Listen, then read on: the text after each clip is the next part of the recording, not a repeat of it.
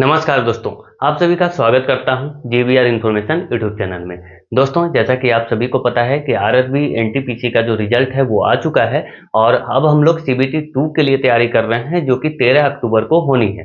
ठीक है, तो 13 अक्टूबर को जो सीबीटी 2 होनी है उसमें सबसे बड़ा जो रोल निभाएगा वो आपके मैथ्स ही निभाएगा। क्योंकि अगर आप चाह रहे हो कि मैथ्स में अगर हम प्रैक्टिस ना करें और सीबीटी 2 मेरा क्लियर हो जाए तो ये असंभव है।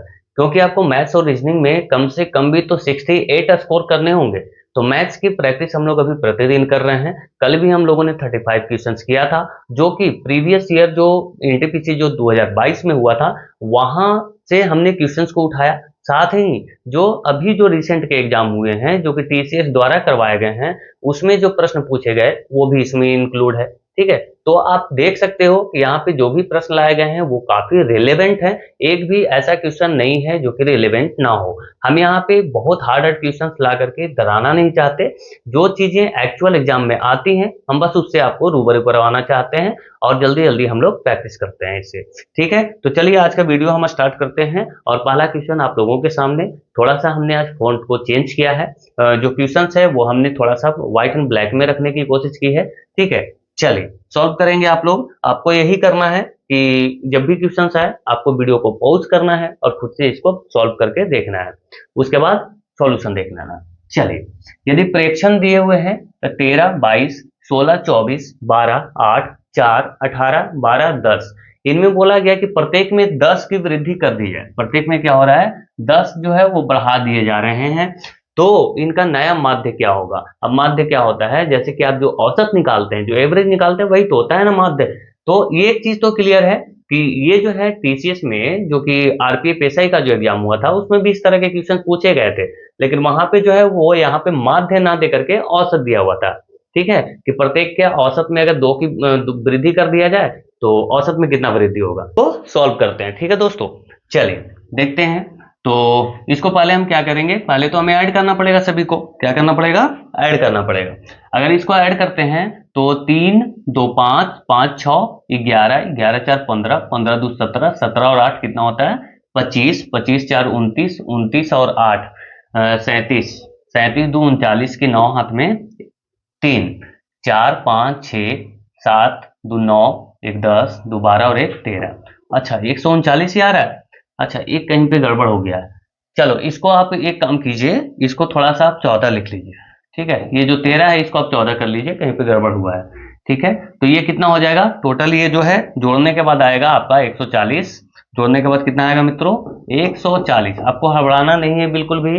हाँ, शुरुआत में क्वेश्चन अगर थोड़े से इजी लगे तो भी आपको पूरा वीडियो जरूर देखना है। हम 1 घंटे के अंदर जो है वो वीडियो को पूरा खत्म करने की कोशिश करते हैं। आगे आपका मेंसुरेशन वगैरह ट्रिगोन सारी चीजें आपको यहाँ पे मिलेगी। ठीक है, तो 140 प्लस 10 कितना हो जाएगा, सॉरी 140 को हम क्या करेंगे 10 से डिवाइड करेंगे। ठीक है जी, 10 से डिवाइड करेंगे तभी तो एवरेज निकालेंगे। तो इसका जो एवरेज आएगा वो आएगा 14, यानी कि जो मध्य है वो कितना है 14। लेकिन यहाँ पे बोला गया कि प्रत्येक में 10 का वृद्धि हो तो आंसर क्या होगा 24 आपका राइट आंसर है। बढ़िया, आगे यहाँ पे देखें। अब देखो, मैं यहाँ पे इसलिए ये इस तरीके के क्वेश्चंस कुछ इंक्लूड किया हूं ताकि आप इसको आपको बिलीव हो जाए कि हाँ प्रीवियस ईयर क्वेश्चन भी मैंने इंक्लूड किए हैं। ठीक है, चलिए इसको बनाते हैं। यहाँ पे बोला गया है कि 150 मीटर व्यास वाले एक वृत्ताकार मैदान के परितः 3 मीटर चौड़ाई अच्छा वाले जो है वृत्ताकार पथ का क्षेत्रफल आपको ज्ञात करना है। पथ का आपको क्षेत्रफल बताना है।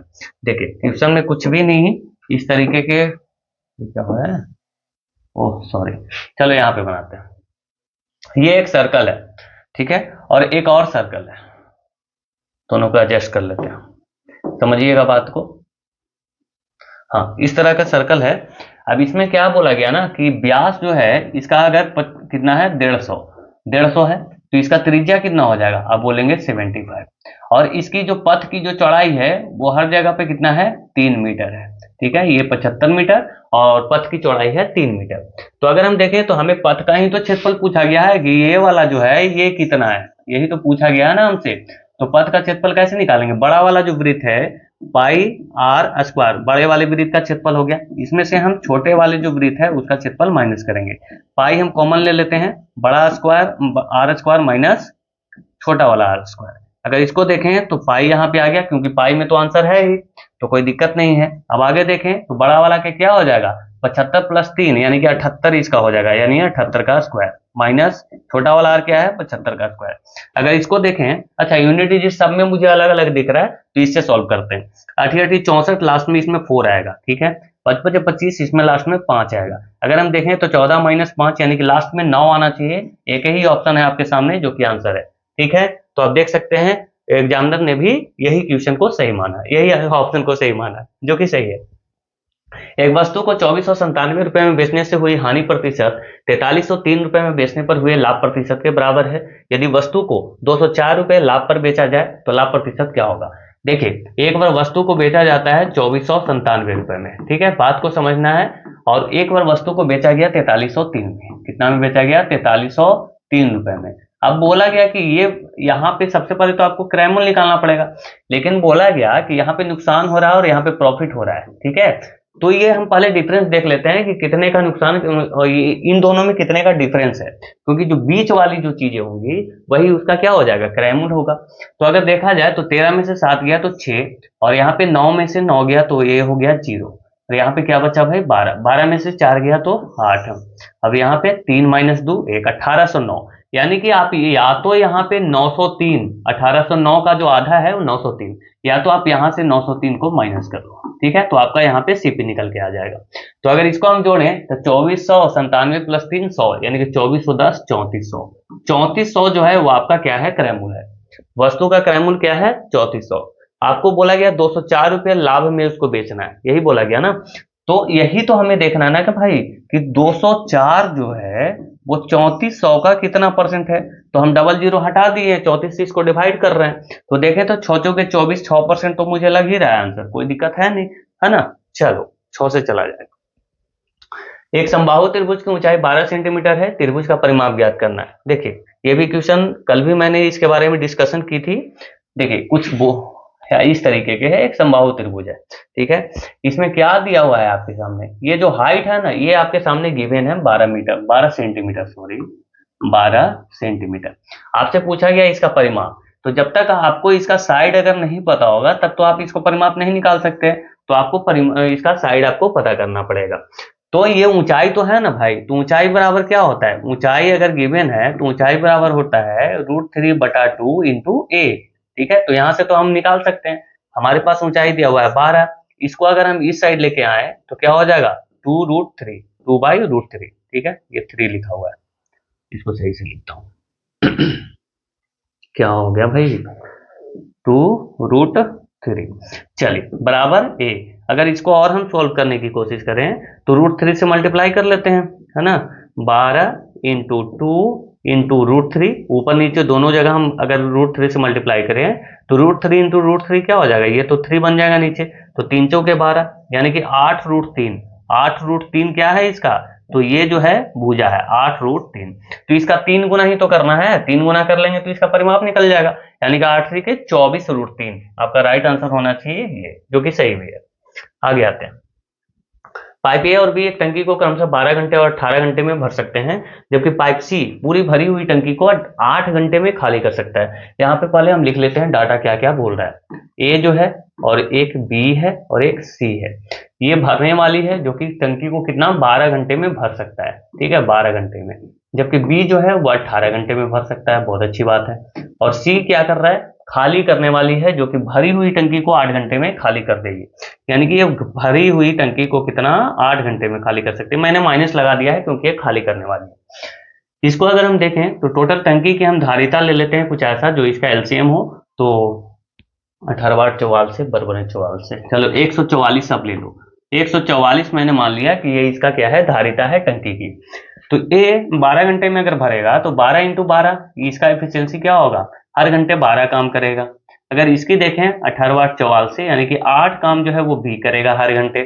जबकि सी जो है अगर देखा जाए तो 8 16 8 28 से 16 8 28 से हो जाएगा, नहीं 12, क्या लिखूं मैं इसके 8 से 14 12 98, 18 8 44 से 18 हो जाएगा, 18 8 44 से, ठीक है।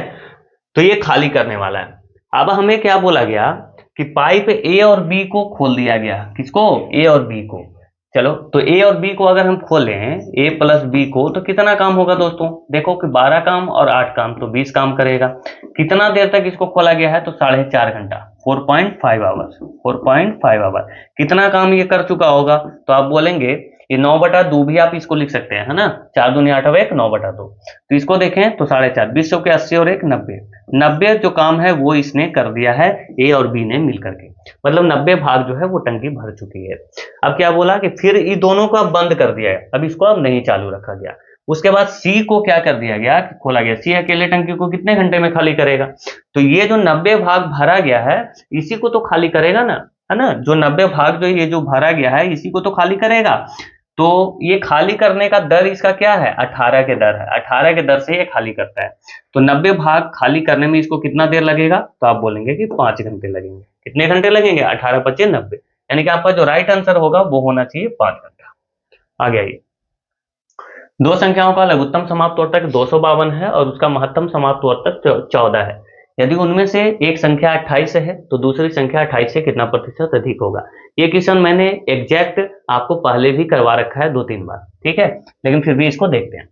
देखिए, हमें ये पता है कि दो संख्याओं का लघुत्तम समाप्त वर्तक और जो मतलब कि कहने का मतलब है LCM इंटू HCF, दो संख्याओं का लघुत्तम समाप्त वर्तक और महत्तम समाप्त वर्तक। संख्याओं के जो गुणनफल होते हैं ना उनके बराबर होते हैं, प्रोडक्ट के बराबर होते हैं, ठीक है। अगर इसको देखें तो LCM आपको दिया हुआ है 252, कितना दिया हुआ है? 252, जबकि HCF आपको दिया हुआ है 14। अगर यहाँ पे देखा जाए तो गुणनफल हमें पता करना है, तो एक संख्या तो मुझे पता है कि 28 है, जबकि हमें दूसरी संख्या हमें नहीं पता।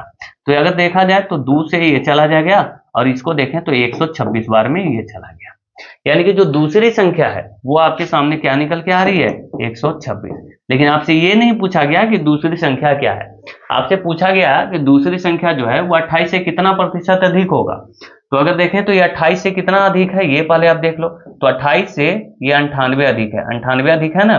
तो 28 का हम प्रतिशत निकाल लेते हैं, यानी कि 98 जो है वो 28 का कितना प्रतिशत है यही तो निकालना है हमें। तो अगर देखा जाए तो 7 चौके 28 और ये कितना? 14 सत्ते 98, 14 सत्ते 98। इसको देखें तो ये 2 बार में, ये चला जाएगा 7 बार में। इसको देखें तो ये 50 बार में, 50 सत्ते 350%, ठीक है। आगे आते। अच्छा, ये क्वेश्चन देखो कितना बढ़िया है भाई, कितना अच्छा क्वेश्चन है। बहुत लोग इसका आंसर जो है वो गलत, और जहां से ये मैंने जो लिया है, ये स्क्रीनशॉट मैंने लगाया है, वहां का जो बच्चा था, वो तो अननोन होता है ना, तो उसने भी इसको गलत कर रखा था या फिर अटेम्प्ट नहीं कर रखा था। तो आपको अटेम्प्ट करना है, छोड़ना नहीं है, काफी इजी है। देखिए इसको कैसे करते हैं। क्या बोला गया? कितना अधिक है? ये जो संख्या है ना, ये वाला, इस संख्या से कितना अधिक है। चलिए कंपैरिजन करते हैं। तो पहले वाले संख्या को हम क्या लिख सकते हैं? आपको दिख रहा होगा ऊपर में 12, ऊपर में क्या है? न्यूमरेटर जो है वो 12 है, नीचे क्या है? तो 13/14, नीचे है 13/14। तो इस 14 को हम ऊपर लेके जा सकते हैं या नहीं? तो आप बोलेंगे बिल्कुल लेके जा सकते हैं, मतलब इसी संख्या को हम ऐसे लिख सकते हैं, ठीक है जी। तो ये हो गया।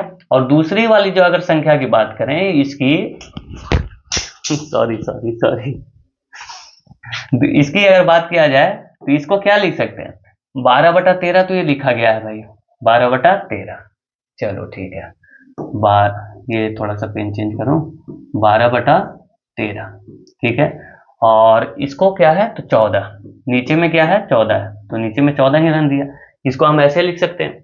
अगर देखें तो इसको हम छोटा भी कर सकते हैं। और क्या छोटा कर सकते हैं? तो इसको 6 लिख सकते हैं, इसको 7 लिख सकते हैं, छोटा हो गया। कहने का मतलब ये है कि इसको हम अगर और गुणा भी कर लेते हैं, 12 चौक 48 के 8 हाथ में 4, 12 एकम 12 और 4 16, 168/13 हम इसको लिखेंगे। और ये जो दूसरी वाली संख्या है इसको हम लिख सकते हैं 6/91, 91 लिख सकते हैं। अब हमें पता चल रहा है कि इसको हम देख लेते हैं कंपैरिजन करके। तो कंपैरिजन कैसे करेंगे? इसमें से इसको हम माइनस कर लेते हैं। तो अगर माइनस करें तो इसका एलसीएम ले लें, मतलब दोनों को हम 91 ही बनाने की कोशिश करेंगे। तो 91 हमने दोनों को बना लिया। तो इसको यानी कि 7 से इसको हमको मल्टीप्लाई करना पड़ेगा। 7 8 56 की 6 में 5, 7 6 42 3 42 5 47 4, 7 4 11 1176 सही है, गुना किया हुआ। 7 8 56 की 6 5, 7 6 42 5 47 बिल्कुल सही है। इसको देख लेते हैं। तो ये तो 6 ही माइनस होगा, यानी कि टोटल देखें तो 1170/91 आपका ये जो है डिफरेंस आ रहा है 1170/91, जो कि हमें कहीं दिख नहीं रहा। तो चलो इसको और छोटा करते हैं काट के। हमें दिख रहा है 13 से कटेगा, 13 सतह 91, और ये 13 9 17 होता है, यानी कि 90/7। कितना है? 90/7। कहाँ दिख रहा है आपको 90/7? तो आप बोलेंगे 12 सतह 84 और 6 90/7। आपका option number A is the correct answer. आप ऐसे भी देख सकते हैं कि 12 से लगेगा तो 84 हो जाएगा, 6 बचेगा यानी कि 6/7। ठीक है, आगे आइए। दो ट्रेन एक ही दिशा में 60 किलोमीटर प्रति घंटा और 95 किलोमीटर प्रति घंटा की गति से चल रही हैं। अच्छा, यहाँ पे ध्यान देना है कि ट्रेन जो है वो एक ही दिशा में जा रहा है, तो जो रिलेटिव स्पीड होगा वो 35 का स्पीड होगा, जो कि ज्यादा है। धीमी ट्रेन में बैठे एक व्यक्ति को पार करने में तेज ट्रेन को 36 सेकंड का समय लगता है। तेज ट्रेन की लंबाई कितनी होगी? काफी इजी प्रश्न है, कोई दिक्कत नहीं। हमें पता है कि रिलेटिव स्पीड जो है वो 35 किलोमीटर पर आवर है। अगर इसको हम मीटर पर सेकंड में अगर चेंज करें तो 5/18 से इसको गुना करना होगा। क्यों कर किया मैंने? क्योंकि यहाँ पे सेकंड में दिया हुआ है टाइम, 36 सेकंड में इसको पार करता है, तो 36, ये तो 1 सेकंड का हो गया। 1 सेकंड में कितना दूर जाएगा? ये 36 सेकंड में कितना दूर जाएगा ये हमें यहाँ से पता चल जाएगा। तो 18 दूनी 36, 5 दूनी 10, यानी 35 घा के 350। कितना दूरी जाएगा? तो 350 मीटर। ठीक है, आपका राइट आंसर कहाँ गया? Option number B is the correct. आगे, वह बड़ी से बड़ी संख्या ज्ञात कीजिए जो 288, अच्छा 288 और 468 दोनों को पूर्णतः विभाजित करे। अब यहाँ पे हमें पता चल रहा है दोस्तों कि ये जो 288, 8 और 16 और 2 18, यानी कि 9 से तो ये कटेगा ही। अगर इसको अगर देखें तो ये कितना से कटेगा?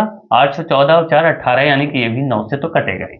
तो सबसे पहले तो 9 से कटने वाला होना चाहिए, जो कि ये ऑप्शन नहीं है, तो ये तो चला गया। अब और भी अगर बात करें, और किससे ये जाएगा? हाँ, 9 68। चलो जी, तो 9 से तो ये बाकी सारे ऑप्शन बचे हुए हैं। हमें क्या बोलना है? बोला गया है तो सबसे बड़ी संख्या हमसे पूछी गई है। अच्छा, एक चीज आप और ध्यान दो कि ये 4 से भी कट रहा है। ये जो है 4 से भी कट रहा है, क्योंकि लास्ट के 2 डिजिट जो है वो 4 से कट रहे हैं। तो 4 से कटना वाला भी ऑप्शन होना चाहिए, जो कि ये भी नहीं है। यानी कि बचे हैं यही दोनों ऑप्शन जो कि आंसर हो सकता था।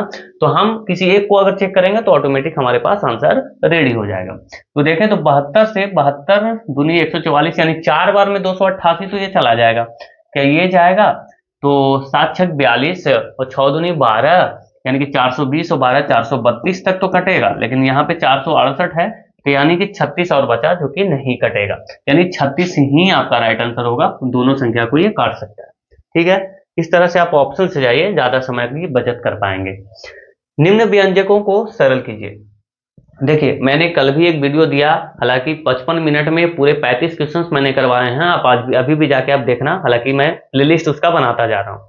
ठीक है, लेकिन आप यूट्यूब पे मुझे आप एक भी बता दो जो कि आपको 35 मिनट में 55 क्वेश्चंस करवाया हो, और वो सारे रिलेटिव क्वेश्चंस करवाया हो। ठीक है, तो आप प्लीज अब वीडियो को पूरे अच्छे से देखो, तब पता चलेगा कि वीडियो की क्वालिटी क्या है।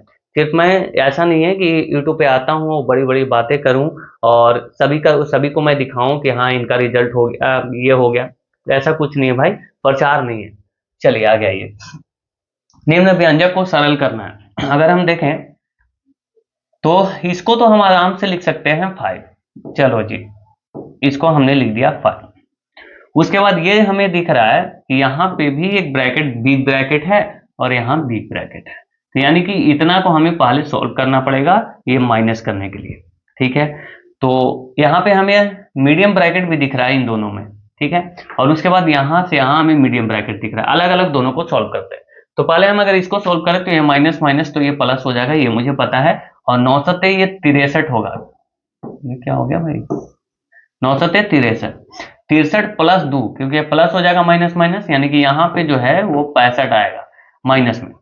अगर यहाँ देखें तो ये 100 आ जाएगा। तो 100 माइनस 65, यानी कि इसको पूरा अगर हम सोल्व कर दें तो ये 35 आपके पास आएगा। पूरा सोल्व करने के बाद यहाँ से यहाँ 35 आ गया। इसी तरह से आपको देखना है, आपको पूरा रफ करने की भी आवश्यकता नहीं पड़ेगी। चलिए, ये तो हमें हो गया। अब इसको देखते हैं। ये ब्रैकेट वाले को अगर माइनस करें तो ये हो जाएगा 18, और 18 को अगर 2 से भागा दे दें तो ये हो जाएगा 9, यानी कि ये टोटल जो वैल्यू है यहां से यहां तक का ये हो गया 9। ठीक है, अब हमें 9 में से 35 माइनस करना है। 9 में से क्या माइनस करना है? 35। तो क्या बचेगा? 26, यानी कि ये टोटल जो वैल्यू है यहां से यहां तक ये आ गया आपके सामने माइनस का 26। ठीक है, यह आ गया माइनस का 26। अब ये देखो कि 5 में से माइनस का 26 आपको माइनस करना है, तो ये माइनस माइनस क्या हो जाएगा, प्लस हो जाएगा ना फिर। तो यानी कि 5 प्लस 26 आपका जो आंसर होना चाहिए वो 31 होना चाहिए। ठीक है, आगे आइए। 1.5 लाख रुपए है, 40% वार्षिक साधारण ब्याज की दर पर 1 वर्ष के लिए उधार दिया गया है। यदि ब्याज त्रैमासिक रूप से लिया जाता है, यानी कि 3 वर्ष वाला जो है वो ब्याज लिया जाता है, तो और ये वाला जो दिया हुआ है ये तो वार्षिक दिया हुआ है, इसको जब हम 4 से डिवाइड करते हैं तो ब्याज की दर क्या आ जानी चाहिए, तो ब्याज जो है वो 10% लिया जा रहा है, 10% त्रैमासिक। ठीक है, चलिए, तो 1 वर्ष का चक्रवृद्धि ब्याज आपको निकालना है और साधारण ब्याज निकालना है, दोनों का अंतर देखना है। अब आपको 1 वर्ष, यहाँ पे वर्ष का निकालना है, यानी कि आपको 4 वर्ष का निकालना पड़ेगा, क्योंकि आपने ऑलरेडी जो है वो रेट को 1/4 कर रखा है। ठीक है, चलिए, तो ये तो मुझे पता है कि 10 के साधारण ब्याज क्या होगा, 10 × 4 करें तो 40% ही आएगा, और इसका साधारण ब्याज 1.5 लाख का 40% क्या होगा, तो 15 चौके 60, यानी कि 60,000 रुपए जो है वो इसका सिंपल इंटरेस्ट होगा। सिंपल इंटरेस्ट तो निकालना कोई दिक्कत नहीं है ना, सिंपल इंटरेस्ट कितना होगा, 60,000। अब हमें बात करनी होगी साधारण ब्याज पे। तो देखिए, हम साधारण ब्याज बेसिकली जो है वो बहुत सारी तरीके होते हैं निकालने के, लेकिन जैसे ही मुझे 10% दिखता है मैं खुश हो जाता हूँ। ठीक है, मुझे कोई दिक्कत नहीं लगता। क्यों? क्योंकि मुझे पता है कि 1 अंक हटाएंगे तो 10% का वैल्यू मुझे मिल जाएगा। चलो उसको 4 बार हम जोड़ते हैं, 1 अंक हटा के इसको लिख दिया कि पहले वर्ष में इतना ब्याज मिला, जो कि यहाँ पे हम जोड़ेंगे तो ये दूसरे वर्ष का जो है वो प्रिंसिपल अमाउंट निकल के आ जाएगा। अब इसको फिर से आप लिखते जाओ, कोई दिक्कत है नहीं, आंख बंद करके अब लिखो, एक एक अंक आपको इधर राइट साइड से सिर्फ खत्म कर दे जाना है। गले में थोड़ी दिक्कत है भाई, तो थोड़ा आप मैनेज करना अगर कोई भी दिक्कत हो तो। ठीक है, तो यहाँ पे देखें 5 6 9 9 1, इसको फिर से लिख देते हैं 6 5। ठीक है, 1 0 हटा दिया यहाँ से, 5 6 5 11 1, 10 16 के 6 हाथ में 1, 9 9 18 19 के 9 हाथ में 1, 10 1 11 1, यानी कि ये कितना आ गया, टोटल जो मिश्रधन है ये पहले वर्ष का आया, ये दूसरे वर्ष का आया, ठीक है, ये तीसरे वर्ष का आया, और ये आपका चौथे वर्ष का आ गया। तो इसमें से हम क्या माइनस करें, 1.5 लाख माइनस करना पड़ेगा, क्योंकि ये अमाउंट आ रहा है ना, तो ये हमने यहाँ से प्रिंसिपल माइनस किया, तो 5 1 6 9, यहाँ पे 11 में से 5 गया 6, यानी 69,615 रुपया जो है वो इसका क्या है, तो कंपाउंड इंटरेस्ट है। आपके सामने दिख रहा होगा कि सिंपल इंटरेस्ट 60,000 और कंपाउंड इंटरेस्ट 69,615। इसको जब अंतर देखें तो 9,615 का अंतर है। कहाँ आपको दिख रहा है, अंतर पूछा गया भाई। 1 वर्ष का चक्रवृद्धि ब्याज और साधारण ब्याज का अंतर पूछा गया है। भाई बताओ, अंतर पूछा गया है और इसने तो पूरा ही दे दिया है। यहाँ पे ऑप्शन मैंने गलत लिख दिया है, यहाँ से 6 नहीं होगा, 9,615। 9,615 कहाँ दिख रहा है, ये वाला ऑप्शन में दिख रहा है, इसमें भी दिख रहा है।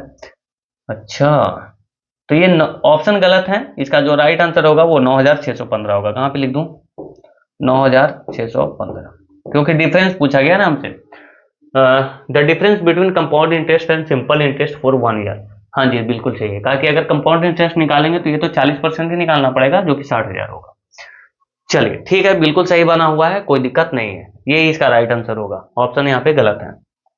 व्यंजक इसको आपको सॉल्व करना है, ये भी पूछा गया ही है, तो इसको पहले हम सॉल्व करते हैं। हमें जैसे ही कहीं पे भी ऑफ दिखता है तो हमें समझना चाहिए कि ये ऑफ वाला काम हम पहले कर लेंगे। जैसे ही हम ऑफ वाला काम को अगर करने की कोशिश करेंगे, एक सेकंड में थोड़ा सा यहाँ पे पेन को थोड़ा चेंज करता हूँ, चलो ये वाला ले लेते हैं, यानी कि इसको हम गुणालिक कर देंगे तो ये 6 से चला जाएगा। ठीक है, यहाँ पे 4 लिखा हुआ था, ठीक है, तो 6 × 18 है, यानी कि 35। इसको अभी हमने छोड़ दिया है, ब्रैकेट वाले को हम सॉल्व कर रहे हैं। ठीक है, 35 + 18, ये हो गया जी। अब ये जो है इसमें क्या है, तो ये तो भागा करने के बाद 6 हो जाएगा, है ना। अब इसको भी कर लेते हैं, देखो यहाँ पे 6 - 5 × 15 और 1 16, 16/3, यही है ना जी, यही है ना, 5 × 15 1 16/3। अगर इसको देखें 6 × 18, 6 × 18 - 16, 18 - 16, 6 × 18 - 16, यानी कि 2/3 जो है ये इसका पूरा का वैल्यू है 2/3, तो 2/3 हम यहाँ से प्लस कर लेते हैं, यही है ना। चलो अब इसको और हम अगर छोटा करने की कोशिश करें, इसको हटा दे रहा हूँ, ठीक है, आप समझ जाना। इसको देखें तो 18 और 35 कितना होता है जी, तो आप बोलेंगे 53 होता है। 53 प्लस 2/3 यही है ना। तो 53 इंटू 3 कितना हो जाएगा, 5 3 15, 3 3 9, यानी कि 159 और 2 161, 161/3, 161/3। अब मुझे यहाँ पे 161 तो बहुत में दिख रहे हैं, चलो कोई बात नहीं। तो इसको देख लेते हैं यहाँ, क्योंकि यहाँ पे भागा भी तो करना है इससे। तो 43 दिया कितना होता है, 4 3 12, 3 3 9, यानी कि 129। कितना होगा, 129। 43 दिया 129, 102 131, 131/3। इसको भागा करना है तो हम गुना में कन्वर्ट कर देना है, इसको पलट देते हैं, 3/161। ठीक है, 3 से 3 चला गया, 131/161 आपका राइट आंसर है, जो कि ऑप्शन सी है। 6 सेंटीमीटर त्रिज्या वाले एक ठोस गोले को पिघलाकर एक शंकु बनाया जाता है। यदि शंकु की त्रिज्या गोले की त्रिज्या के बराबर है तो शंकु की ऊंचाई कितनी है। काफी इजी।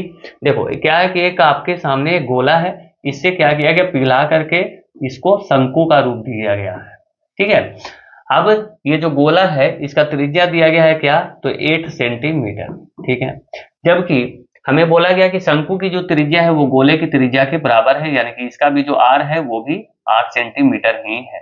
सॉरी 6 है ना, वो गलत लिख दिया मैंने यहाँ पे, ये 6 है भाई, 6 सेंटीमीटर।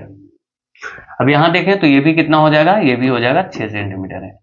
यानी कि इतना, इसका जितना आयतन होना चाहिए उतना ही आयतन इसका भी होना चाहिए। हमें ऊंचाई ही पूछी है, चलो निकालते हैं। तो इसका आयतन बराबर क्या होता है, 4/3 पाई आर क्यूब बराबर, इसका आयतन क्या होता है 1/3 पाई आर स्क्वायर,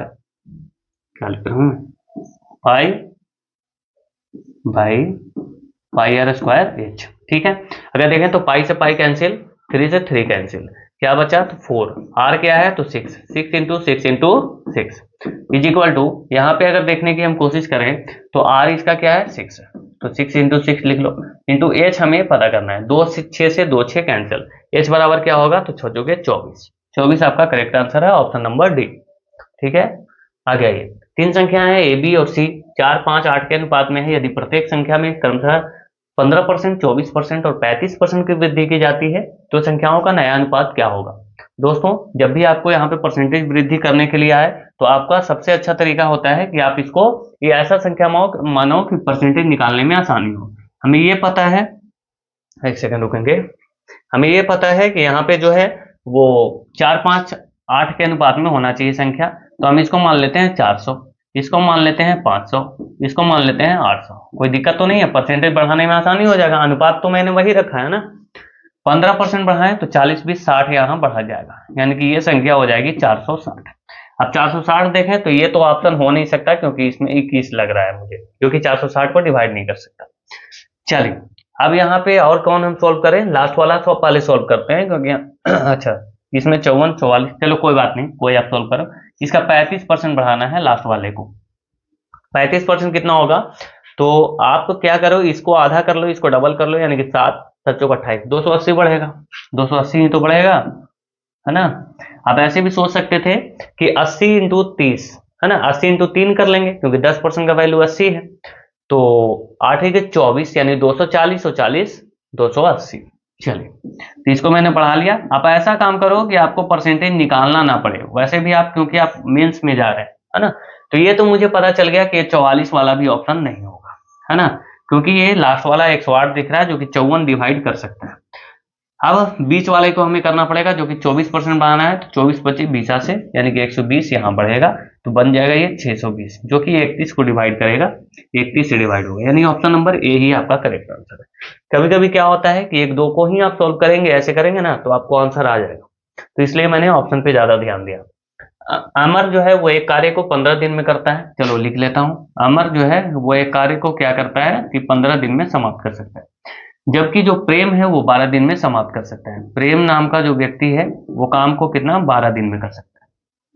अमर से आरंभ करते हुए एकांतर दिनों में कार्य करते हैं, कार्य कितने दिनों में समाप्त हो जाएगा। सबसे पहले तो इनका हम ले लेते हैं कि टोटल वर्क जो है हम इनसे 60 काम करवाना चाहते हैं, ठीक है, एलसीएम ले लिया। तो अमर को हर दिन जो है वो 4 काम करने पड़ेंगे, और प्रेम को जो है हर दिन 5 काम करने पड़ेंगे। इफिशियंसी हो गया इसका।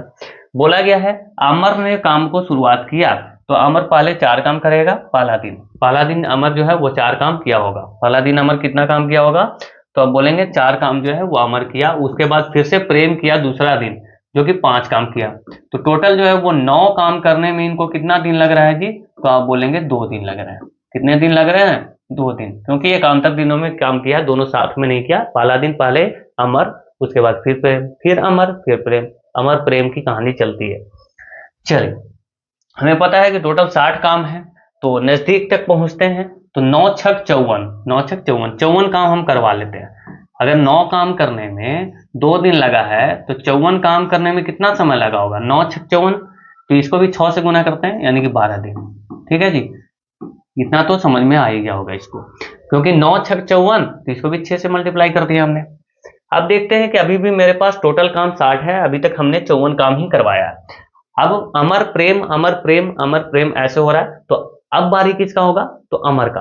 अमर कितना काम करेगा? तो 4 काम करेगा, यानी कि 54 + 4 कितना हो जाएगा? 58 का। इस तरह से आप अगर जाएंगे ना तो बिल्कुल आसानी से आप जोड़ करके कर सकते हैं। एक दिन और बढ़ गया है ना, क्योंकि अगले दिन अमर ने काम किया है, तो 13 दिन में काम हो गया 58। अब बचे हैं 2 काम। 2 काम कौन करेगा? अब करेगा इसको प्रेम। कितने की एफिशिएंसी से? 5 की एफिशिएंसी से, यानी कि 13 दिन तो यहाँ पे लग ही गए हैं। बाकी जो 2 काम जो बचा हुआ है वो 5 की एफिशिएंसी से होगा, जो कि प्रेम करेगा। तो टोटल ये आपका समय लग गया, यही तो है। 13 बचे 65, 2 67/5, यानी कि ऑप्शन नंबर ए। चलिए आगे बढ़ते हैं, उम्मीद करते हैं अच्छा लगा होगा सॉल्यूशन आपको। एक विद्यालय के 45 छात्रों का औसत भार 55 किलोग्राम है। यदि शिक्षक का भार भी शामिल कर लिया जाए तो औसत भार में 300 ग्राम की वृद्धि हो जाती है। शिक्षक का भार आपको पता करना है। देखिए, कुछ बड़ी बात नहीं है, बिल्कुल ही आसान है। यहाँ पे देखते हैं कैसे कर सकते हैं। 45 छात्र है, ये मुझे पता है। औसत भार जो है वो 55 है, ठीक है। शिक्षक एक आ गया है, तो यानी कि अब टोटल कितने हो गए? 46 व्यक्ति हो चुके हैं। कितने व्यक्ति हो चुके हैं? 46 व्यक्ति हो चुके हैं। 46 व्यक्ति हो चुके हैं और 300-300 ग्राम प्रत्येक का वजन भी बढ़ चुका है, ठीक है। तो 300-300 ग्राम हम बढ़ा लेते हैं, ठीक है। 300 ग्राम 46 व्यक्तियों का बढ़ चुका। अब ये देखो कि इसका जो एवरेज पे ही तो बढ़ा है, पहले एवरेज 55 था, 55 के जी 300 ग्राम हो गया होगा। तो ये बढ़ा है, यानी कि जो शिक्षक आए हैं वो तो 55 तो उनका होगा ही, और 55 से जो बढ़ा है वो भी उन्हीं का उम्र है, क्योंकि वही तो आए हैं ना। तो इसको अगर हम गुना करें, 6 × 18 के हाथ में 1 × 12 और 1 13, 00। ये ग्राम में है, इसको केजी में कन्वर्ट कर देंगे तो 13.8 हो जाएगा, ठीक है, 3 0। उसके बाद ये 55 केजी, यानी कि शिक्षक का वजन कितना है? 55 + 13 68, 68.8 केजी। कहाँ है? ऑप्शन नंबर डी आपका करेक्ट होना चाहिए, ठीक है। कुछ भी नहीं है, बस समझदारी आप दिखाएंगे तो बिल्कुल। हाँ, ये क्वेश्चन बढ़िया है। देखो, शुरुआत में ये सारे क्वेश्चन आपको नहीं मिल रहे थे, अब जो भी क्वेश्चन मिलेंगे वो काफी बढ़िया लेवल के मिलेंगे। देखो यहाँ पे क्या बोला गया भाई, पहले तो एक सर्कल लेता हूं मैं, एक वृत्त है यहाँ पे बना रहा हूं, समझना आप बात को। चलो, बोला गया बिंदु P से वृत्त पर एक स्पर्श रेखा खींची जाती है। मैं मान लेता हूं कि बिंदु P जो है वो यहाँ पे है। अब यहां से एक स्पर्श रेखा मैं खींच दे रहा हूं। चलो जी, ये बढ़िया से नहीं हुआ, स्पर्श रेखा जो कि इसको टच करते हुए जाए। चलिए ठीक है, P से, यानी कि ये जो बिंदु है इसका नाम है P। एक स्पर्श रेखा खींची जाती है जो वृत्त से T पर मिलती है, इस प्रकार मिलती है, यानी कि ये जो बिंदु है जहां पे मिलती है उसका नाम है T। PT 8 सेंटीमीटर दिया हुआ है, यानी कि यहां से जो इसका जो लेंथ है वो कितना दिया हुआ है? 8 सेंटीमीटर। एक सेकंड रुकेंगे दोस्तों, इसका कितना है? तो ये 8 सेंटीमीटर इसका लेंथ है, मतलब P से T तक, ये T तक, और ये है यहाँ पे P, ठीक है। अब देखो, एक छेदक रेखा है जो कि PAB वृत्त को A और B पर काटती है। यदि PA 5 सेंटीमीटर, अच्छा चलिए ठीक है, एक छेदक रेखा हम बना रहे हैं। देखिए, मतलब कि जो छेदते हुए जाए इस तरीके से, समझ रहे हो? चलो, तो ये आपको बोला गया कि PAP, यानी कि यहां पे हमने मान लिया कि ये जो है A पर काट दिया और ये B पर काट दिया, ठीक है। अब आपको क्या दिया हुआ? PAB वृत्त को A और B पर काटती है। PA दिया हुआ है 5 सेंटीमीटर, मतलब कि P से लेकर के A तक जो है वो 5 सेंटीमीटर है। अब जीवा AB की लंबाई आपसे पूछिए, मतलब कि ये जो यहां से यहां जो है ये वाला जो लेंथ है ये आपसे पूछा है, ठीक है, ये वाला, कि ये कितना होगा। तो क्या करना है? PT का स्क्वायर, यानी कि इसको हम स्क्वायर कर लेंगे, तो PT स्क्वायर, चलो लिख भी देता हूं मैं। एक सेकंड दोस्तों, कलर इसको चेंज करो क्योंकि दिखेगा नहीं फिर। पीटी स्क्वायर बराबर क्या होगा, P B, P B into P A, यही तो होता है ना। चलो तो पीटी स्क्वायर क्या हो जाएगा, 8 इंटू 8 कितना हो जाएगा, ये 64 बराबर पीबी क्या हो जाएगा, पीबी तो हमें निकालना पड़ेगा भाई, पीबी इंटू पीए क्या दिया हुआ है तो 5, यानी कि यहां से हम पीबी की लंबाई निकाल सकते हैं जो कि 64/5 यानी कि 12×5 = 60 यानी कि 12.8, 8×5 = 40 होगा ना। पीबी की टोटल लंबाई मतलब कि ये जो लेंथ लंबाई, ये जो लाइन है इसकी टोटल लंबाई कितनी है 12.8, जबकि हमें तो पूछा गया ये वाला था ना, ये तो दिया हुआ 5 यानी कि ये 5 हम इसमें से माइनस कर लेंगे, यानी कि 12.5 में से आप 5 माइनस करेंगे तो 7.8 जो बचेगा वो है यहां से यहां तक का लंबाई, 7.8 आपका करेक्ट आंसर। प्रतिवर्ष साधारण ब्याज के एक निश्चित दर पर निवेश किया गया मूलधन 7 वर्षों में 14,522 रुपए और 11 वर्षों में 18,906 रुपए हो जाता है। बहुत बढ़िया बात है भाई, बढ़ना चाहिए पैसा, है ना, पैसा बढ़ना चाहिए। तो देखो 11 वर्ष यहाँ दिख रहा है और 11 वर्ष में हो गया कितना, 18,906 रुपए, ठीक है जी। जबकि 7 वर्षों में ये पैसा कितना है तो 14,522, यानी कि 7 वर्षों का पैसा ये है और ये वाला 11 वर्षों का, यानी कि 4 साल में पैसा कितना बढ़ गया तो हम देख लेते हैं। 10 में से 2 गया 8, यहाँ पे 8 में से 5 गया 3, तो यहाँ पे क्या होगा जी, 8 में से 4 गया 4, यानी कि 4384 रुपया जो पैसा है वो 4 साल में बढ़ा है। कितने साल में, 4 साल में। 4 से आप चाहे तो इसको डिवाइड लगा सकते हैं, तो डिवाइड लगाएंगे तो क्या होगा, 4 एकम 4, 0, 4 नवा 36 और 2 बच जाएगा 6 चौके 24, 1096 रुपए जो है वो 1 साल का ब्याज है, ठीक है। अब हम चाहे तो इसमें से 11 साल का ब्याज माइनस करते हैं तो मूलधन निकल जाएगा, हम चाहें तो इसमें से 7 साल का ब्याज क्योंकि इसमें ऐड है तो 7 साल का ब्याज इसमें से माइनस कर देंगे, हमारा मूलधन निकल के आएगा।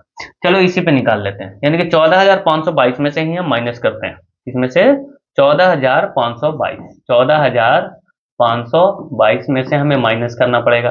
क्या माइनस करना पड़ेगा, तो 1096 इंटू 7, क्या लिख दिया मैंने, चलो कोई बात नहीं।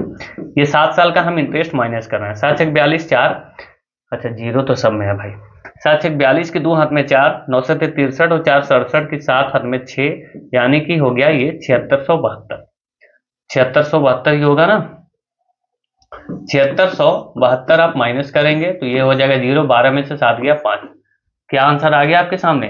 चलो ये दोनों नहीं होगा लेकिन अभी भी मामला फंस रहा है भाई, 14 में से 6 गया 8, अब आ जाएगा, चलो आ जाएगा, यानी कि ऑप्शन ए आपका करेक्ट है, ठीक है।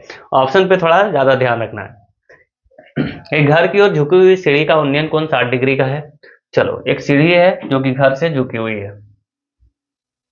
चलो ऐसे बना लेते हैं, मान के चलिए कि ये जो है ये आपका वॉल है, क्या है, ये दीवार है जो कि खड़ी है सीधी। अब ये दीवार पे देखो ये सीढ़ी जो है वो ऐसे तिरछी है, ठीक है, ये सीढ़ी है आपका, ठीक है जी। सीढ़ी का उन्नयन कोण बता रहा है कि 60 डिग्री है, यानी कि उन्नयन ये जो है वो 60 डिग्री का है, एंगल बना रहा है। सीढ़ी का पाद घर से 6.5 मीटर दूरी पे है, यानी कि यहां से लेकर के यहां तक का जो डिस्टेंस है वो कितना है तो 6.5 मीटर। चलिए जी, पूछा गया है सीढ़ी की लंबाई, यानी कि ये तो हमें पता हो गया है कि ये 60 है ये 90 है, यानी कि ये वाला एंगल कितने का है तो 30 का। 30 के सामने वाला जो है उसकी लंबाई दी हुई है, आपसे 90 के सामने वाले का पूछा है, इसी का तो पूछा है, यही तो हमारा सीढ़ी है ना, सीढ़ी की लेंथ पूछी है। तो हमें ये तो रेशियो हमने पहले भी बहुत बार बताया है, 30 60 और 90 डिग्री का रेशियो। अगर 1 है तो ये √2 हो जाता है ना, और ये कितना हो जाता है 2 हो जाता है, सही किया मैंने, √3 होता है क्या, ये रेशियो है, एक बार देख लेना भाई, मैं गड़बड़ हो रहा हूँ शायद, हाँ √3 होता है। चलिए तो इसको अगर देखें तो 30 का वैल्यू अगर 1 है तो 90 का तो दुगना होता है, ये तो कंफर्म है। तो 30 का अगर 6.5 है तो हमें 90 के सामने वाला पूछा है, यानी कि डबल हो जाएगा जो कि 13 मीटर होगा। आ गया, यदि x + 1/x = 2, अच्छा x का पावर 12 - 1 बटा x का पावर 12 पूछा है। अच्छा ये जब भी हमें 2 दिखे ना तो एक अब बात आप समझो कि एक x की जगह पे आप 1 रख लो, है ना, मतलब x का जो वैल्यू है 1 है, 1/1 करेंगे तो ये भी 1 हो जाएगा, और 1 + 1 2 वेरीफाई हो रहा है। x का वैल्यू क्या रखते हैं 1। अगर x का वैल्यू 1 रखें तो x 1 का कितना भी पावर रहे वो तो 1 ही होगा, और 1 ये भी क्या हो जाएगा 1/1, यानी कि ये भी 1 - 1, यानी कि ये हो जाएगा आपका 0। चलो इसमें कुछ भी नहीं था। 17 विद्यार्थियों के औसत अंक 180 थे, लेकिन बाद में पता चला कि एक विद्यार्थी का अंक गलती से 27 के बजाय जो है वो 72 दर्ज हो गया। भाई बहुत बड़ा मिस्टेक है ना, ऐसा नहीं चलेगा। एग्जाम में ऐसा नहीं चलेगा। 27 के बजाय जो कितना हो गया 72 दर्ज। चलो लिखना था उसको 27, लेकिन लिख दिया गया 72, तो यानी कि जो एक्चुअल वैल्यू है वो तो कमेगी ना, तो कितना कमेगा तो आप देख लो ना, 72 में से आप 27 माइनस कर लो, कितने का डिफरेंस है, 12 में से 7 गया, ये हो गया 5, यानी कि 45 जो है वो ज्यादा लिख दिया गया है, यही तो है 45 ज्यादा लिख दिया गया है। तो ये 45 तो सब पे इफेक्ट डालेगा, तो 45/17 हम करते हैं। और एक चीज तो क्लियर हो गया, अगर 180 अगर औसत है तो 180 तो जो ज्यादा वाला जो ऑप्शन है उसको पहले काटेंगे, क्योंकि हमें यहां से क्लियर हो गया है ये 45 ज्यादा लिख दिया गया है, इसको अगर एक्चुअल में जाएगा तो सब 72 पहले लिखा गया था वो अब 27 लिखा जाएगा, तो 45 की कमी हो जाएगी, तो कम होना चाहिए इससे, ठीक है। अब ये 45 जो है वो सब में बटेगा, के कटेगा सब में बटेगा, 17 दूनी 34, यानी कि 2 से ज्यादा की कमी आएगी हर स्टूडेंट के जो औसत है उसमें 2 से ज्यादा की कमी आएगी। तो ये वाला अगर ऑप्शन देखें तो ये तो 2 से ज्यादा की कमी हमें नहीं दिख रही इसमें, है ना, तो यानी कि ऑप्शन सी ही आपका करेक्ट है। सॉरी, इसको बनाएंगे राज्य की आय। अच्छा थोड़ा सा मैं पाली में हूँ यार।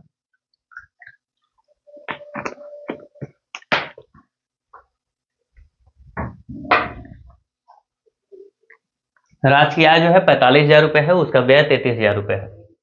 यदि उसकी आय में 20% और व्यय में 12% की वृद्धि होती है तो बचत में कितने % की वृद्धि होगी।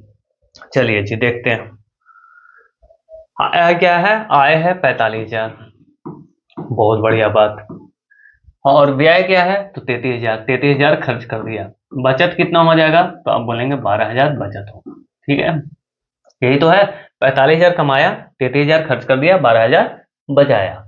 यदि उसके आय में 20%, अच्छा 20% क्या हो रहा है वृद्धि, चलो ये जो आय है ये इनकम है, ठीक है, ये एक्सपेंडिचर है और ये सेविंग है, चलो लिख दिया मैंने। 20% की वृद्धि हुई है आय में, तो 20% इसका कितना होगा 10% होगा 4500, 20% होगा 9,000, यानी कि आय जो है वो अब इसका हो चुका है कितना तो 5400, 9 5 14 ही होगा ना, हाँ बिल्कुल 54,000 होगा, 54,000 इसका क्या हो गया इनकम नया वाला। अब देखो कि व्यय में 12% की वृद्धि होती है, यानी कि एक्सपेंडिचर 12% बढ़ गया, तो 12% हम कैसे निकालेंगे इसको, तो ये तो पता है कि 3300 जो है वो इसका 10% होगा 3300, और 2% कैसे निकालेंगे, 2 जीरो हटाएंगे तो 1% का वैल्यू, 330 इंटू 2 कितना हो जाएगा 660। अब देखो ये 12% का वैल्यू मैंने निकाल लिया, 10% और ये 2%, तो 9 3 3960 यहाँ पे बढ़ाना पड़ेगा। गले में थोड़ी दिक्कत है भाई, बहुत धीमा धीमा बोलना पड़ रहा है।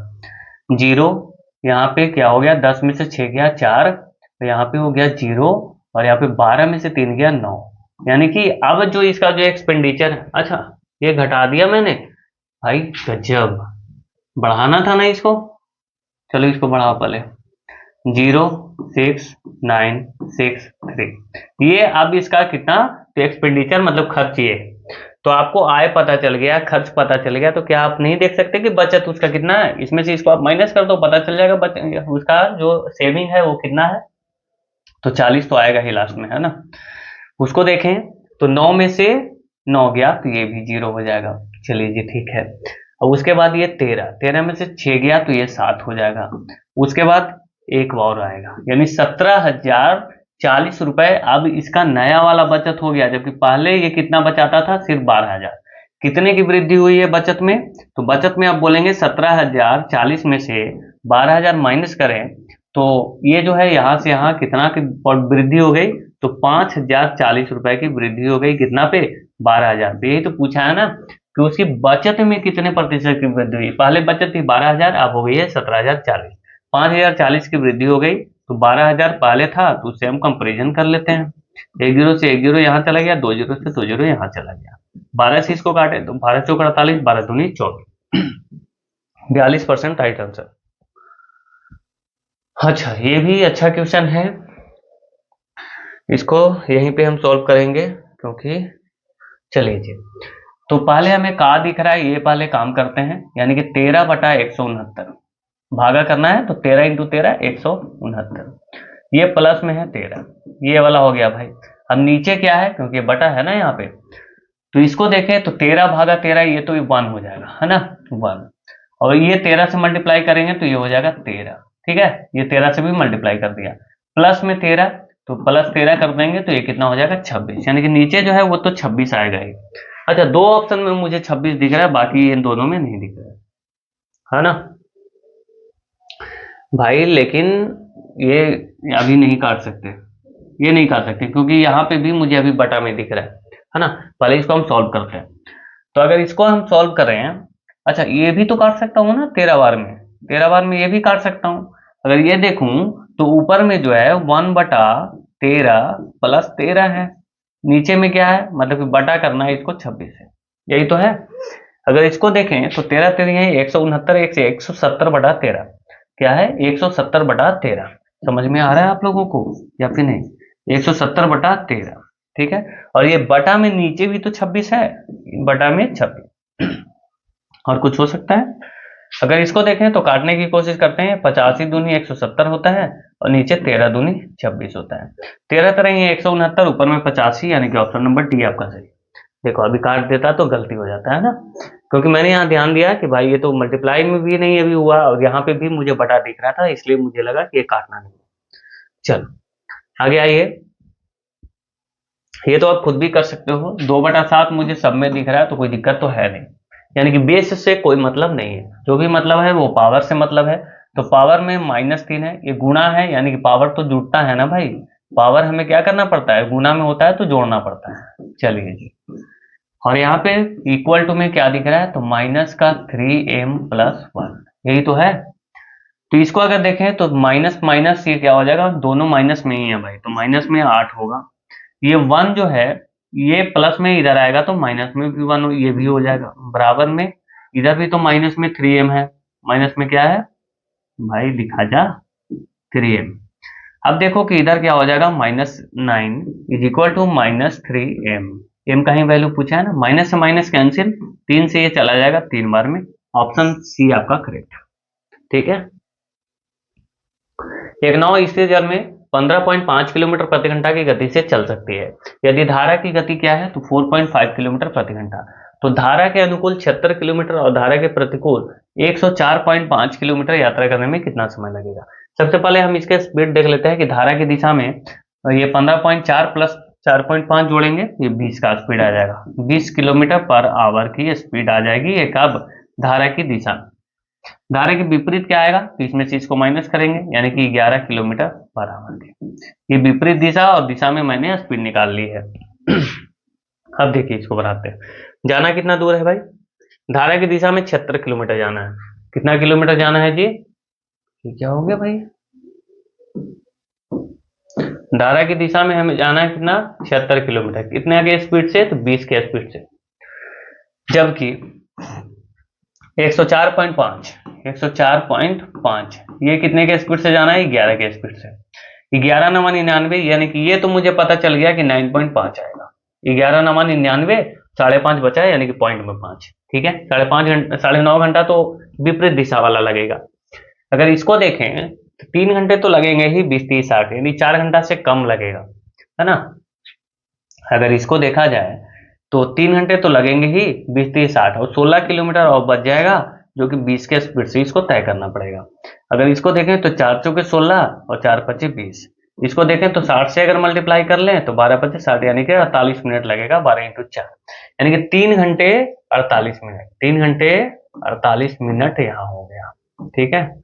और ये कितना है, 9.5 ना लिख के हम 9 घंटे 30 मिनट लिख देते हैं ताकि आपको ज्यादा समझ में आए। अगर यहाँ जोड़े तो 9 और 3 12 घंटा तो हो ही गया, 12 घंटा, चलो ऐसे जोड़ देते हैं, नहीं तो आप कंफ्यूज हो जाओगे। 48 मिनट और 30 मिनट कितना हो जाएगा जी, तो ये हो जाएगा 4 3 7, यानी कि 78 मिनट, 78 मिनट। तो 78 मिनट में 60 मिनट आप माइनस करेंगे तो 1 घंटा यहाँ तो आ जाएगा ना, तो 13 घंटा बच गया, कितना 18 मिनट, 78 मिनट को हम 1 घंटा 18 मिनट लिखेंगे ना, तो 13 घंटा 18 मिनट कहाँ है? Option number B. फ्रैक्शनों को माध्य और माध्यिका का योग क्या है? भाई ये क्या करवा रहे हो हमसे तुम? हैं? माध्य और माध्यिका का योग पूछा है, तो माध्य तो हमें पता है कि एवरेज निकालते हैं, चलो इसको जोड़ लेते हैं एक बार, एवरेज क्या आएगा इसका, है ना। अच्छा एक काम कर लेते हैं दोस्तों, कि जब माध्य माध्यिका निकालना ही है तो क्यों ना हम इसको असेंडिंग या फिर डिसेंडिंग ऑर्डर में लिख ही ले, ताकि दोनों काम हो जाए, है ना। चलिए तो यहां देखें तो सबसे छोटा मुझे दिख रहा है 1.5। भाई क्या कर रहे हो? सबसे छोटा मुझे क्या दिख रहा है? 1.5, ये हो गया जी। उसके बाद मुझे दिखा 3.5, 3.5। उसके बाद मुझे दिखा 4.5, 4.5। उसके बाद मुझे दिखा 5.5, ठीक है, ये मैं असेंडिंग में लिखा। उसके बाद मुझे क्या दिखा? 9.5, ये तो सब ऐसे ही लिखा हुआ भाई, 9.5, ये 10.5, चलो ठीक है। उसके बाद एक 14 भी है यहाँ पे, है ना, 14, इसको ऐड कर लेते हैं। 1 2 3 4 5 6 है, यानी कि 0 लिख लेंगे, 3 बच जाएगा। 4 3 7, 7 4 11, 11 और 5 16, 16 9 25, 4 29 के 9 में 2 2 2 4, 49 जो है वो इसका क्या है? तो सम है। अगर इसका हम एवरेज निकालें तो 7 संख्याएं हैं, तो इसको 7 से हम क्या करेंगे? डिवाइड कर देंगे। क्या करेंगे? 7 से डिवाइड दे देंगे, तो 7 7 49, यानी कि इसका जो माध्य है वो कितना आ जाएगा? तो 7। माध्य कितना आ जाएगा? 7। एक सेकंड रुको, माध्य कितना आ जाएगा? 7। माध्य माध्य जो है वो 7 आ गया। चलिए माध्यिका क्या है? तो बीच वाली संख्या, तो बीच वाली संख्या तो मुझे दिख रहा है 5.5, तो ये 5.5 जो है वो इसका माध्यिका है। दोनों को जोड़ देंगे, योग ही पूछा है ना, तो 12.5 आपका करेक्ट आंसर आ गया। दो ट्रेन एक ही दिशा में 60 किलोमीटर प्रति घंटा और 95 किलोमीटर प्रति घंटा की गति से चल रहा है। धीमी ट्रेन में, ये तो शायद हम लोगों ने किया है ना, ये तो कर लिया है। चलो एक बार फिर से देख लेते हैं, है ना। 35 का रिलेटिव स्पीड है, ये तो हम लोगों ने किया था। इसको मीटर पर सेकंड में चेंज करें तो 5/18, और मुझे पता है कि 36 सेकंड का समय लग रहा है, और 18 दूनी 36, यानी कि 350 मीटर जो है वो क्या है? तो ट्रेन की लंबाई है। ऑप्शन नंबर बी, ये किया था हम लोगों ने। आगे आइए। एक लंबवृत्तीय शंकु के आधार का परिमाप 88 सेंटीमीटर है। अब मैं जल्दी जल्दी करवाऊंगा, ऐसे भी तो जल्दी ही करवा रहा हूं, है ना। चलो ये लंबवृत्तीय शंकु है। अब शंकु में ये, अच्छा, आधार का परिमाप दिया हुआ है, ये वाला जो है ये परिमाप आपको गिवन है 88। तो सर्कल का परिमाप हम कैसे निकालते हैं भाई? तो आप बोलेंगे 2πr, 2πr, इसका वैल्यू दिया हुआ है 88, तो यहां से हम r का वैल्यू निकाल सकते हैं। r का वैल्यू कैसे निकाल सकते हैं? तो 88 इंटू पाई का वैल्यू क्या हो जाएगा? 7/22, क्योंकि हम इस साइड लेके आ रहे हैं तो पलटेगा, और नीचे में क्या है? 1/2। तो इसको देखें 2200 का 88, और इसको अगर काट दें तो ये 2 बार, यानी कि r का जो वैल्यू है वो हो जाएगा 14। r कितना है? 14 है। त्रिज्या कितना मेरे पास निकल के आ गया दोस्तों? तो ये निकल के आ गया 14 सेंटीमीटर में, है ना सारी चीजें। चलो सेंटीमीटर। अब पूछा, हम बोला कि शंकु की ऊंचाई भी दी हुई है 48, ऊंचाई मतलब ये वाली चीज दी हुई है, कितनी दी हुई है? 48, 48, यहाँ पे लिख देता हूँ 48। अब मुझे पता है कि शंकु का जो कुल पृष्ठ क्षेत्रफल निकालने के लिए हमें पाई आर एल, यानी कि तिरछी ऊंचाई की भी आवश्यकता है। तो तिरछी ऊंचाई हम देखें तो इसको आधा करके देखते हैं, तो 24 और ये 7 दिख रहा है, दोनों को आधा करें तो 24, 7 और 25 ट्रिपलेट होता है ना, तो यानी 25 का डबल ये 50 हो जाएगा, क्योंकि ये सारे डबल ही तो है। 24 का डबल 48, 7 का डबल 14, 25 का डबल 50। चलो तो सारी चीजें निकल गई। पाई का वैल्यू आप लिख लो 22/7, आर हमारे पास आ गया है 14, और एल हमारे पास आ चुका है 50। तो ये 2 बार में चला जाएगा, 22 दूनी 44, 44 इंटू 5 होता है 220। कहाँ गया? 220 पर 1 0। ठीक है जी, आ गया ये। एक पाइप किसी टंकी को 15 घंटे में भर सकते हैं, तल में रिसाव होने के कारण टंकी 20 घंटे में भरती है। बहुत अच्छा क्वेश्चन। यदि टंकी भरी हुई है और पाइप बंद है तो रिसाव पूरी टंकी को खाली करने में कितना समय लेगा? भाई क्लास इंटरेस्टिंग नहीं हो रहा मुझे पता है। मैं अच्छे से बोल भी नहीं पाऊंगा, ठीक है। चलिए देखते हैं क्या है। तो टंकी एक भर रहा है, मतलब कि टंकी को भरने, क्या हो रहा है? भरने वाली जो पाइप है, भरने वाली जो लगी हुई है, वो टंकी को कितना? तो 15 घंटे में जो है वो उसको भर देती है। ठीक है जी। जबकि अगर तल में रिसाव है, मतलब कि दोनों काम करे, मतलब कि अगर भरने वाला भी काम करे प्लस में रिसाव वाला भी काम करे, कौन? रिसाव। ठीक है, अब यहाँ पे प्लस हम नहीं लिखेंगे। अब यहाँ पे मैं प्लस इसलिए नहीं लिख रहा हूँ क्योंकि रिसाव वाला जो है जितना आप भरोगे उसमें से कुछ ना कुछ वो क्या करता रहेगा, वो तो घटाता रहेगा, क्योंकि रिसाव हो रहा है। तो इसी कारण जो है वो काम करने में इसको लग गया कितना, 20 घंटे। ठीक है जी। यदि टंकी भरी हुई है और पाइप बंद है तो रिसाव पूरी टंकी को, अच्छा पूरी टंकी को कितना देर में खाली करेगा यही तो पूछा है। मैं मान लेता हूं कि 60 जो है वो इफिशियंसी है टंकी की। ठीक है, तो यानी कि भरने वाला जो है वो 4 काम प्रति घंटे कर रहा होगा, तभी वो 15 घंटे में पूरी टंकी को भर पाया होगा। तो यहाँ पे देखें 20 इंटू 3 60 होता है, यानी कि यहाँ पे देखो कि 3 काम हो रहा है, यहाँ पे 4 काम हो रहा था। तो ये कैसे आया? भरने वाले का इफिशियंसी क्या है? 4। 4 में से आपने कितना माइनस किया होगा कि 3 आया? तो आप बोलेंगे 1, यानी कि रिसाव वाली जो टंकी है उसकी इफिशियंसी 1 की है। यहाँ से इस चीज समझ में आया? कितना इजी हो गया भाई। इसकी रिसाव वाली जो चीजें हैं वो हर मिनट जो है वो 1 भाग खाली करेगा। टोटल 60 भाग खाली करने में उसको कितना लगेगा? तो आप बोलेंगे 60 घंटे लग जाएंगे। ठीक है जी, ऑप्शन नंबर ए। इसको सॉल्व करना है। देखो टाइम टेकिंग वाले हैं सारे क्वेश्चन। ठीक है, आपको लग रहा होगा सॉल्यूशन देख के कि काफी इजी वे में बन रहा है, बट ऐसा है नहीं। आगे आइए, तो इसको देखें, तो इसको तो हम आसानी से डिवाइड कर सकते हैं और इसको हम 2 लिख सकते हैं डिवाइड करने के बाद। इसको देखें तो 2 दूनी 4 में से 1 घट गया, यानी 3/2। अच्छा यहाँ पे गुणा है भाई, ये ध्यान देना होगा, सॉरी अभी नहीं कर सकते, इसको 2 ही लिखना पड़ेगा। उसके बाद माइनस, ये गुणा अगर कर लें तो ऊपर वाला 1 नीचे वाला 8। ठीक है, ऊपर वाले को हम पहले सोल्व कर रहे हैं क्योंकि मुझे पता है कि ये जो ऑप्शन है ये सब में 16 है, यहाँ पे सब में अलग है, तो कोई दिक्कत नहीं है, ऊपर वाला सोल्व करेंगे ऐसे ही मेरा आंसर आ जाएगा। तो इसको अगर देखें तो हम सबको 8 ही बना लेते हैं नीचे। तो अगर देखें तो 4 8 चौके 32, ये होगा ना, 8 चौके 32 में से 1 माइनस हो जाएगा यानी कि 31। चलिए ऑप्शन नंबर डी आपका सही है। नहीं समझे? ऐसे समझो, 8 हमने नीचे ले लिया तो 8 दूनी 16 ये हो गया, प्लस में 8 दूनी 16 ये हो गया, माइनस में 8 एकम 8 यानी कि 1 ये हो गया। ठीक है, आगे आते हैं। आंकड़े का बहुलक क्या है यदि इसके माध्यक और माध्य क्रमशः 12 और 11 है? आपको पता है कि मोड बराबर क्या होता है? बहुलक। बहुलक बराबर क्या होता है? 3 इंटू मीडियन, 3 इंटू मीडियन, 3 गुने माध्यिका माइनस 2 इंटू माध्य यानी कि मीन। ये क्या हो रहा है भाई, समझ गया? ये होता है माध्य माध्यिका और बहुलक में रिलेशन। बहुलक बराबर 3 गुने माध्यिका माइनस 2 गुने माध्य। अगर इसको हम इस, यही तो पूछा है ना भाई। अच्छा बहुलक हमें पूछा गया है, माध्य माध्यिका पता है, माध्यिका क्या है तो 12, यानी कि 12 दिया क्या हो जाएगा, तो ये हो गया 36, माइनस मीन क्या दिया हुआ है तो 11, तो 11 दूनी 22, अंतर क्या हो गया 14, आपका आंसर है। एक खिलौने का अंकित मूल्य 16,000 रुपए है। बहुत बढ़िया भाई, 16,000 रुपया क्या है, अंकित मूल्य है। चलिए अब क्या हुआ, उस पर छूट दिया गया है ना 10% की छूट और फिर से 10% की नगद छूट। तो खिलौने का विक्रय मूल्य क्या है?